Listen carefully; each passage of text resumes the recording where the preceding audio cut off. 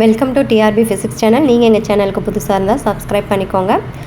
இந்த வீடியோ பிடிச்சிருந்தால் லைக் பண்ணுங்கள், ஷேர் பண்ணுங்கள், கமெண்ட்ஸ் பண்ணுங்கள். உங்கள் ஃப்ரெண்ட்ஸ் யாராவது செட் எக்ஸாமுக்கு அப்ளை பண்ணிவிட்டு எக்ஸாம் எப்போன்னு தெரியாமல் இருந்தாங்கன்னா அவங்களுக்கு இந்த வீடியோவை ஷேர் பண்ணுங்கள். ரொம்ப முக்கியமான வீடியோ.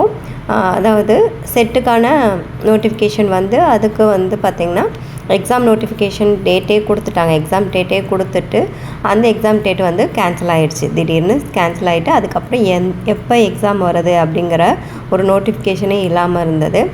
அந்த நோட்டிஃபிகேஷன் தான் இப்போ கொடுத்துருக்காங்க. ஸோ இப்போ இதுலேருந்து என்ன தெரியுதுன்னா அடுத்தடுத்து எக்ஸாம் டிஆர்பி போர்டுலேருந்து நடத்த போகிறாங்க அப்படிங்கிறத நம்ம தெரிஞ்சுக்க முடியுது.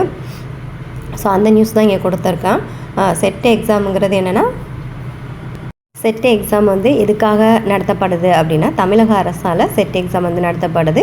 ஏன், எதுக்காக, எந்த பணிக்காக நடத்தப்படுது அப்படின்னு பார்த்தோன்னா, கல்லூரியில் பணிபுரியறதுக்காக, அதாவது ப்ரொஃபஸர் பணிக்கான ஒரு எக்ஸாம் தான் பார்த்திங்கன்னா இந்த செட் எக்ஸாம் அப்படின்னு சொல்கிறாங்க.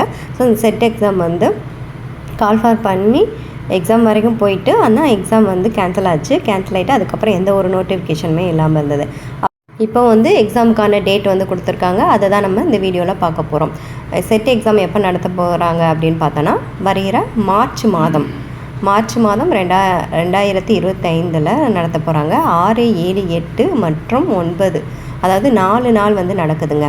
செட் எக்ஸாம் இந்த 4 நாள் நடக்குது. இது எப்படி நடத்துகிறாங்க அப்படின்னு பார்த்தோன்னா, இது கம்ப்யூட்டர் பேஸ்டு எக்ஸாமாக தாங்க நடத்த போகிறாங்க. அதனால தான் பார்த்திங்கன்னா 4 நாள் டைம் கொடுத்துருக்காங்க. கம்ப்யூட்டர் பேஸ் எக்ஸாம் நடத்துகிறப்போ கொஞ்சம் டிலே ஆகும், டைம் ஆகும். அதுக்காக இந்த 4 நாட்களில் தேர்வு நடத்துகிறதா தமிழக அரசு வெளியிட்டிருக்காங்க. ஸோ இந்த எக்ஸாமுக்காக நிறைய பேர் அப்ளை பண்ணிவிட்டு படிச்சுட்டு சும்மா இருந்தாங்க, எக்ஸாம் எப்போன்னு தெரியாமல். இனிமேல் பார்த்திங்கன்னா கொஞ்சம் துரிதப்படுத்தி உங்களோட ஸ்டடீஸை படிக்க பாருங்கள்.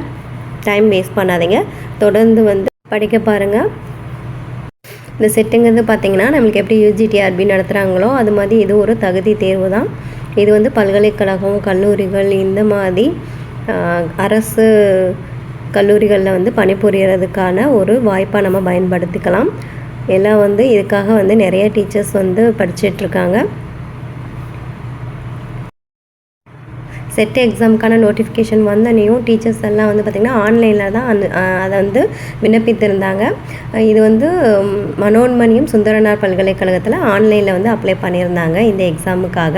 ஸோ இதில் இருந்து பார்த்திங்கன்னா தமிழ்நாட்டிலேருந்து மொத்தம் எத்தனை பேர் விண்ணப்பிச்சிருந்தாங்க அப்படின்னு பார்த்தோன்னா 96,000 டீச்சர்ஸ் இந்த செட் எக்ஸாமுக்காக மனோன்மணியம் சுந்தரனார் பல்கலைக்கழகத்தில் ஆன்லைனில் அப்ளை பண்ணியிருக்காங்க. இதுக்கப்புறம் எக்ஸாம் நடத்துவாங்க அப்படிங்கிற நம்பிக்கையில் எல்லோரும் படிச்சுட்டு இருந்தாங்க.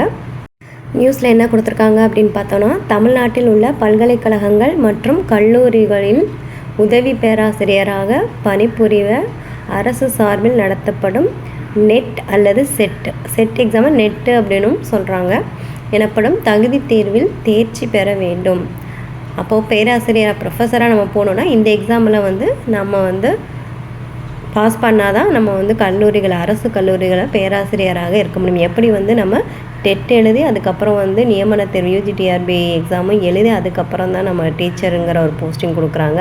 அது மாதிரி தான் இந்த காலேஜில் பேராசிரியராக பணிபுரியறதுக்கு செட் எக்ஸாம்ங்கிறது முக்கியமாக ஒரு தகுதி தேர்வாக வச்சுருக்காங்க. அதை தான் சொல்லியிருக்காங்க. செட் எக்ஸாம் எங்கே நடத்த போகிறாங்க, அதுக்கான வேலைகள் எங்கே நடக்குது அப்படின்னு பார்த்தோன்னா, எதுக்காக பார்த்திங்கன்னா இந்த தேதி ஸ்டாப் ஆகிருந்துச்சு அப்படின்னு பார்த்தோன்னா, 2024 அடுத்த ஒரு 3 வருடங்களுக்கு இந்த செட் எக்ஸாம் நடத்துவதற்கான பொறுப்பு நம்ம திருநெல்வேலியில் இருக்கிற மனோன்மணியம் சுந்தரனார் பல்கலைக்கழகத்துக்கு வழங்கப்பட்டிருந்துச்சு. அரசு சார்பில் அவங்க தான் வழங்கணும், அவங்க நடத்தணும் அப்படின்னு சொல்லியிருந்தாங்க. ஸோ அது சொன்னனால அவங்க ஆன்லைனில் விண்ணப்பம் எடுத்து எக்ஸாம் பார்த்திங்கன்னா ஜூன் மாதம் நடத்தப்படுறதா இருந்துச்சு.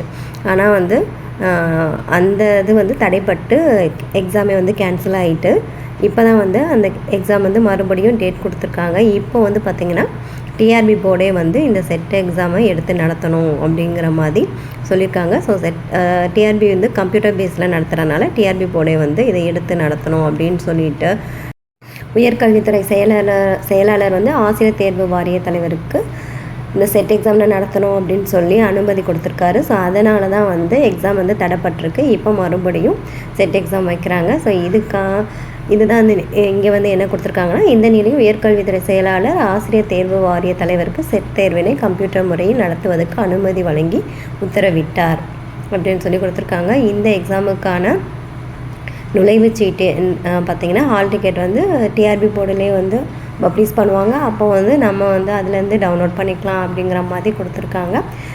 இது வந்து பார்த்திங்கன்னா எந்த வெப்சைட்டில் போய் நம்ம டவுன்லோட் பண்ணிக்கலாம் அப்படின்னு பார்த்தோன்னா www.trb.tn.gov.in இந்த வெப்சைட்டில் போயிட்டு நம்ம வந்து ஹால் டிக்கெட் வந்து பதிவிறக்கம் பண்ணிக்கலாம் அப்படின்னு சொல்லி தான் இந்த நியூஸ் கொடுத்துருக்காங்க. ஸோ இதுக்கப்புறம் வந்து பார்த்திங்கன்னா நம்ம பிஜி எக்ஸாமும் எதிர்பார்க்கலாம் அப்படின்னு சொல்லி எல்லாத்துக்கும் ஒரு நம்பிக்கை வந்திருக்கு. அடுத்து பிஜிக்காக ப்ரிப்பேர் பண்ணிட்டு இருந்திங்கன்னா முழு மூச்சோட ப்ரிப்பேர் பண்ணுங்கள். எக்ஸாம் வந்து கூடிய சீக்கிரமே வர்றதுக்கான வாய்ப்புகள் வந்து அதிகமாக இருக்கும். நோட்டிஃபிகேஷன் வந்த பிறகு படிக்கணும் அப்படிங்கிற மைண்ட் செட்டில் இருந்து மாறி இப்பயே வந்து சிலபஸ் எடுத்து படிக்க ஆரம்பிக்க உங்களுக்கு வந்து அடுத்தடுத்து நம்ம ரிவைஸ் பண்ணுறதுக்கான நேரங்கள் அதிகமாக கிடைக்கும். எக்ஸாம் வந்து நிறையா அட்டன் பண்ணுங்கள். எக்ஸாம் அட்டன் பண்ண நம்ம என்ன படிச்சிருக்கோம், நம்மளுக்கு என்ன புரிஞ்சிருக்கு அப்படிங்கிற புரிதல் நம்மளுக்கு வரும். அதன் மூலியம் நாமே திருத்திக்கிறதுக்கான வாய்ப்புகள் இருக்கும். தேங்க்ஸ் ஃபார் வாட்சிங்.